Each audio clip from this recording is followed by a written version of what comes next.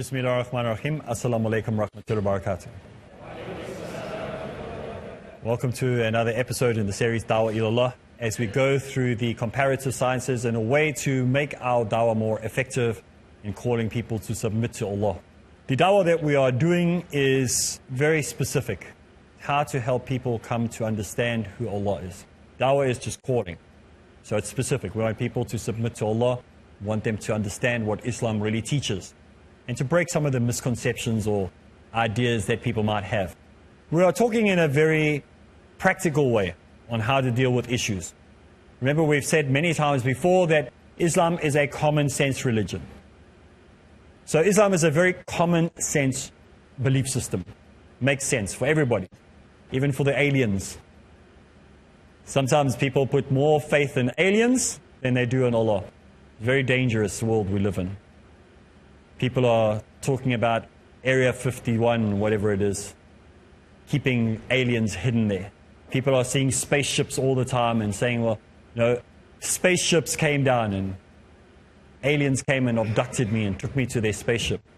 Have you noticed that most of these people who talk about alien abductions are pagans? They're not Christians, they're not Jews, they're not Muslims. It seems like only the pagans ever get abducted. I'd like to hear about a Muslim abductee. Maybe they don't abduct monotheists. Maybe they only abduct people who already believe in the occult, the hidden. Remember, occult means to hide behind your back. So this is not the topic for today, by the way. But it's interesting when we think about people who believe in alien abductions, believe in little green men and spaceships, believe that they came all the way from these other planets just to put us under tests and microscopes. That people believe this. Maybe this is to prepare people for the idea, for what's going to actually take place when the Prophet Isa, peace be upon him, comes back. So it prepares the minds of the people for believing in lies. So that when the Prophet Isa, peace be upon him, comes back and he says to the people, did I ever tell you to worship me as a God? People won't believe him. And maybe it's a way of confusing people with all these ideas of space aliens and spaceships and all this other nonsense. But people believe this. People have dedicated millions of dollars to researching this.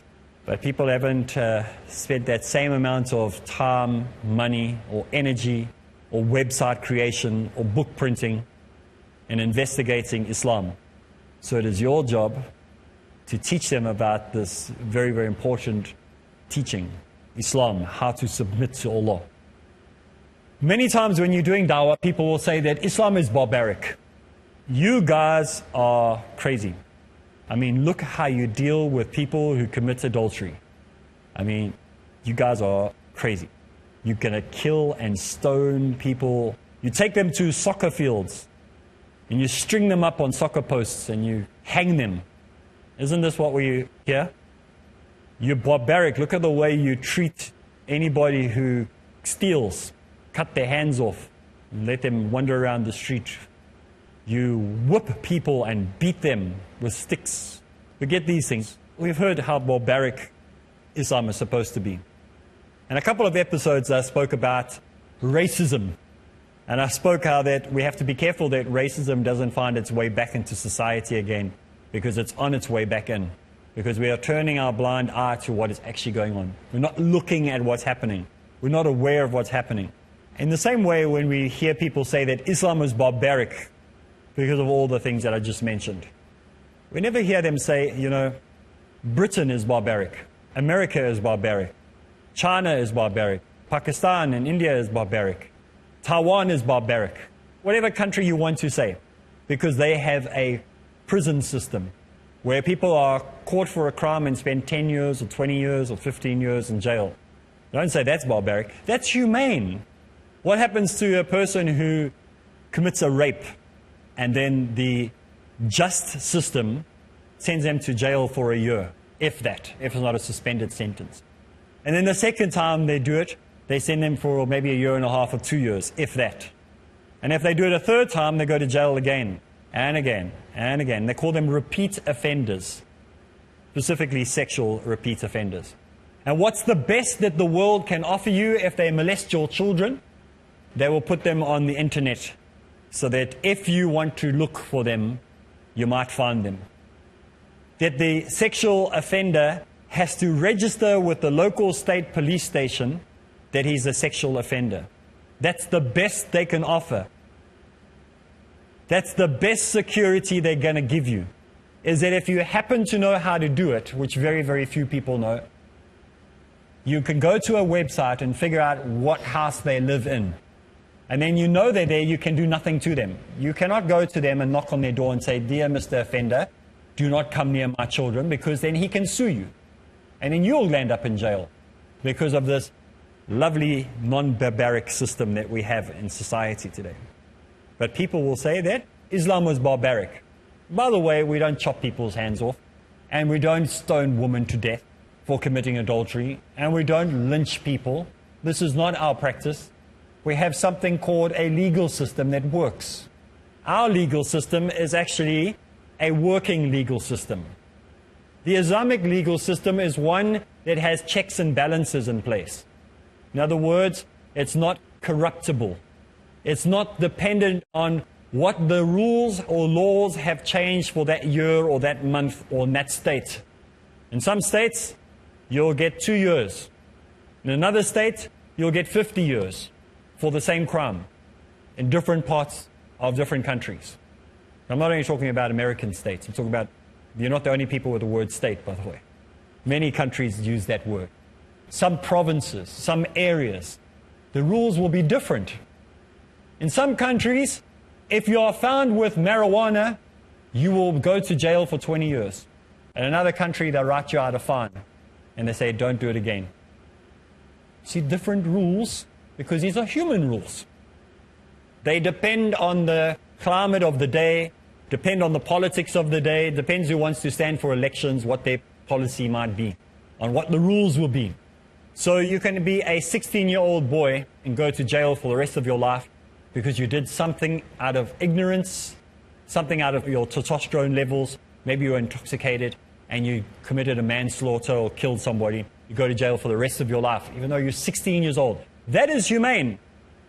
That won't happen in Islam. In Islam, we have a divine law, not a human law. It's called Sharia, thing that you are so scared of. It just means law, and it just is law. And it's just a way for you to live in a safer and a better environment for you and for your children, and for the whole community, whether you're Muslim or not, because it protects both Muslims and non-Muslims. And this is the beauty of Islam, is that Islam is not a religion only for Muslims. It's a religion for the whole of humanity, if you realize it or not. Because it protects your rights as a Jew. It protects your rights as a Christian. Christianity doesn't do that for Islam and Judaism. Judaism does not do that for Christianity and Islam. It's because it is a divine law. It's not a law written by man. Some clever man thinking up some clever ideas. This is divine. This is the way the Creator thinks. He wants every human being to be protected. If you choose to believe Him or not, whether you choose to submit to Him or not, He still wants the best for you. Can you imagine?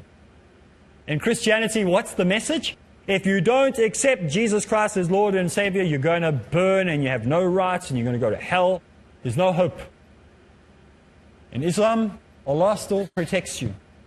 He still wants you to come to the knowledge on your own without forcing you. There's no force. You don't have to. It's your choice. We just need to present the truth to the people, and they must make that decision for themselves. We don't scare them into Islam. We allow them to choose Islam. Many people will say that Islam was spread by the sword. Heard this? That ties to the same thing as Islam being barbaric. Well, let's have a look at world religions today. Every religion in the world was spread by violence, was spread by terrorism, was spread by anger and killing. Islam wasn't spread that way. The Muslims was involved in wars in the beginning, for sure. No problem. In the beginning, they were involved in wars because people didn't like the growth of Islam, and so they attacked the Muslims, and sometimes the Muslim had to attack other places. This is the early years. This is what happened. But we don't find people having Muslim crusades to the Holy Land and to kill millions of people. There's no record books that say when the Muslims came and invaded that the blood was up to their knees when they went into those lands, like it's recorded about Christian crusades, where the Christians themselves and the Jews themselves said that the blood was up to their knees of the people that were slaughtered. Let's take a break. When we get back from the break, we'll continue, inshallah.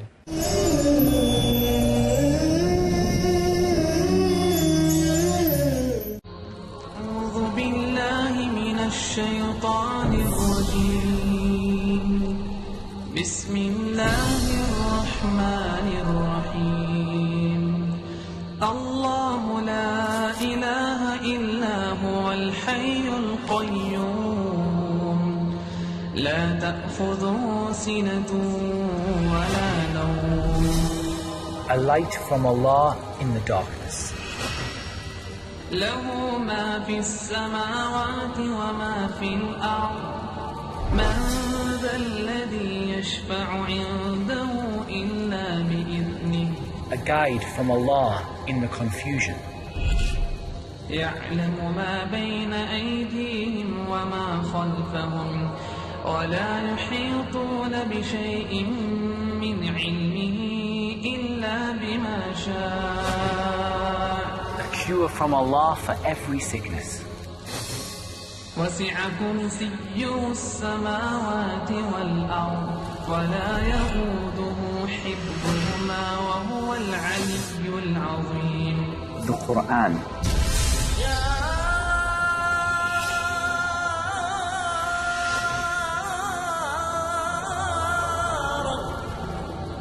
Join me, Muhammad Timham, as we study the beautiful passages of the Quran and the great lessons that they contain in Lessons from the Quran.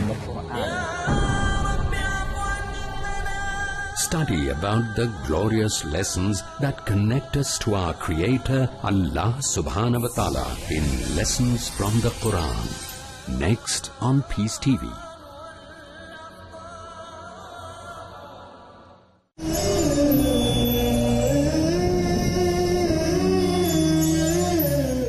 Bismillah ar-Rahman ar-Rahim. Assalamu alaikum wa rahmatullahi wa barakatuh. We're talking about wars and barbaric beliefs that people say that Islam has. How Islam was spread by the sword. After 300 years after Christianity began, until this day, there has not been a 50-year period that Christians have not maimed, killed and massacred in the way of spreading their religion. There has not been a 50-year period where they have lived in peace with anybody. From the time that they started, when Christianity was inaugurated, 350 years, till now, there hasn't been a 50-year period where they haven't killed and maimed in the name of Christianity. In the earlier stages of Christianity, they massacred thousands, actually millions of people. If you want to look, there is a very good website for you to go to. Not written by Muslims. In fact, it's owned by Christians. It's called War Maps. WARMAPS. Warmaps.com. Warmaps.com tells you about the Second World War, talks about the First World War, all the Korean War, everything. Type in there, War Maps Christian Wars. And it gives you a visual representation, a graphic, of how the wars were fought over the years. When you look at it, you go, my goodness. People say Islam was spread by the sword. Type in Islam wars and watch the presentation. It's about 13 seconds long. The Christian war goes on for about 10 minutes. It just goes on and on and on and on and on and on. Massacre after massacre after massacre after massacre after massacre of Christians killing Christians, Christians killing Jews, Christians killing Hindus, Christians killing Muslims, Christians killing everything you can imagine that walked. And yet they accuse Islam. Why do they do that? Why do they say Islam was spread by the sword? Because if you point your finger there, they're not looking at you. And so you keep pointing. Look what they're doing there. And we all look there and they continue killing people. This is what happens. This is the oldest trick in the book.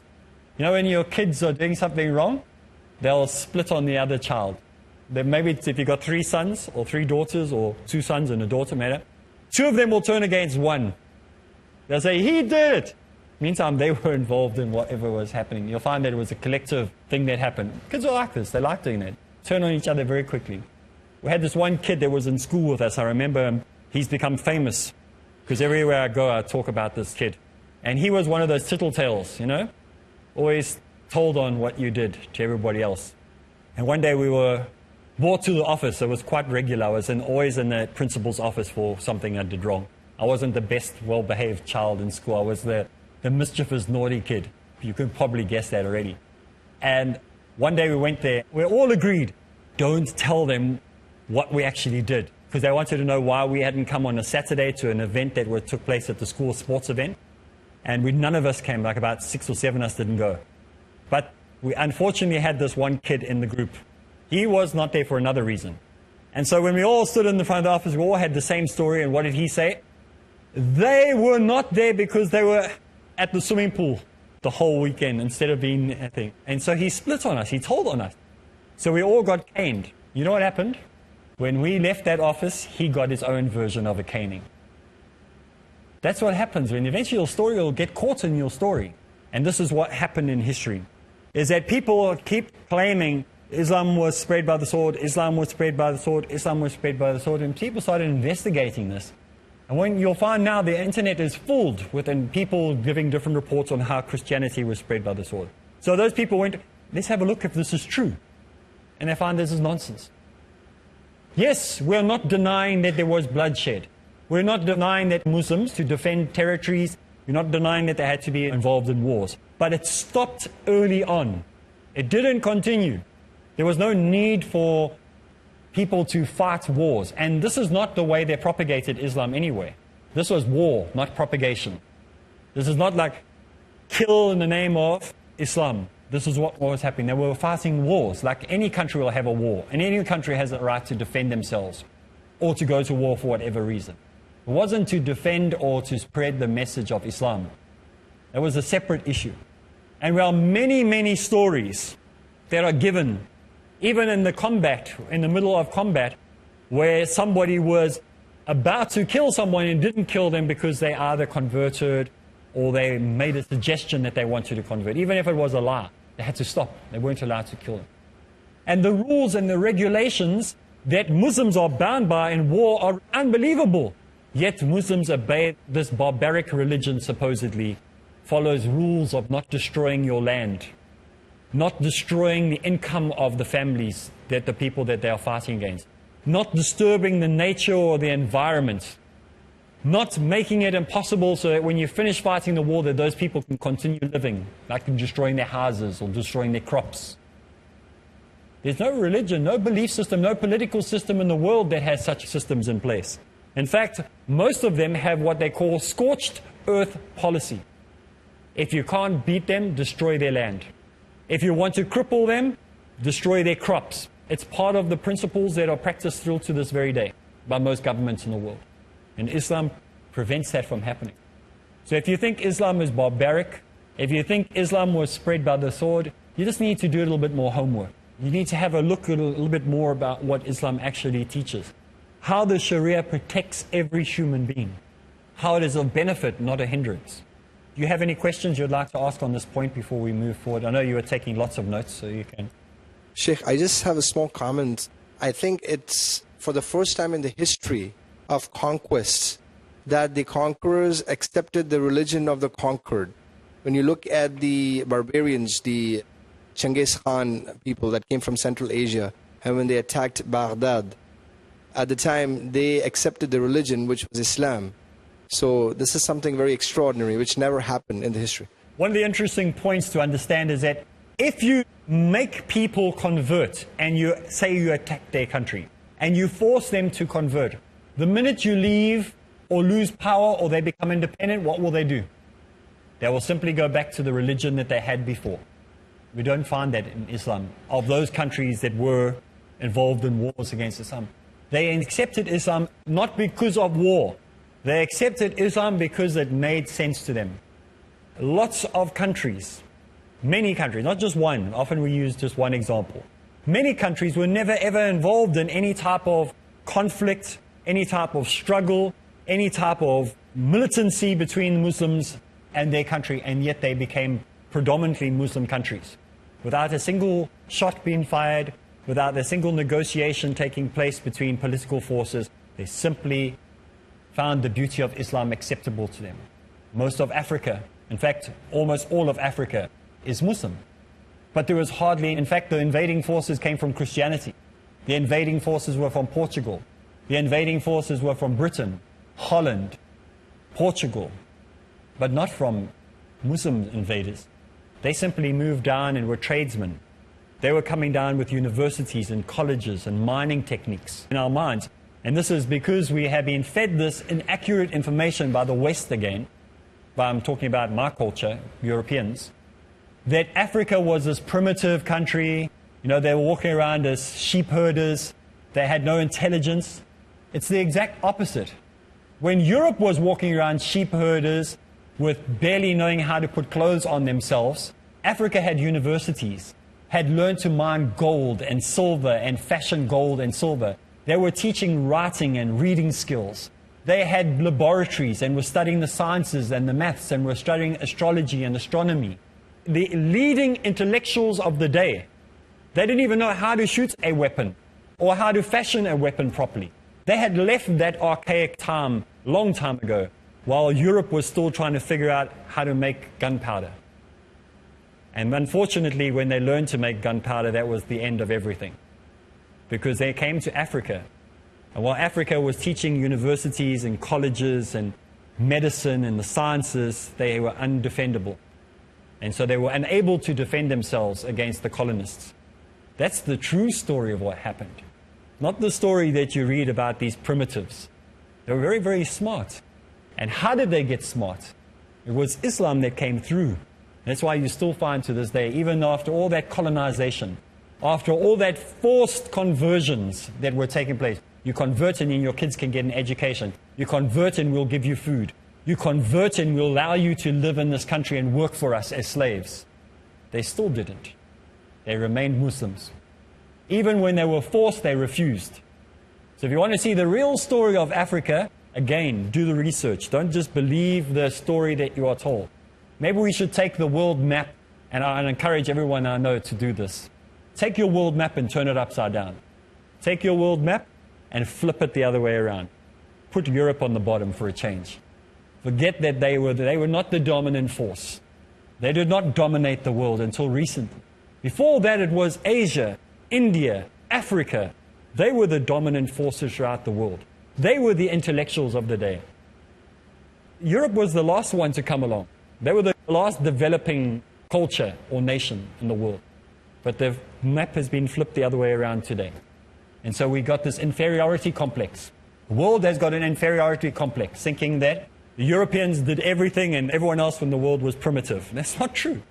Look at ancient China, India, Pakistan, modern Pakistan. Look at all those, how intelligent, how advanced they were. But they didn't have weapons. Well, they did have weapons, but they didn't use them in the way they were used when people figured out what gunpowder could actually do. So we must never have this inferiority complex. If you're in Africa, if you're in India, if you're in what is classified as supposedly third world countries, you're not a third world country. You're a first world country. You're a proud country. You're a proud nation. Don't ever let anybody tell you otherwise. Well, that's all the time we have for today's program, and I ask that you join us again next time. So from me, Areeb, Assalamu alaikum wa rahmatullahi wa barakatuh.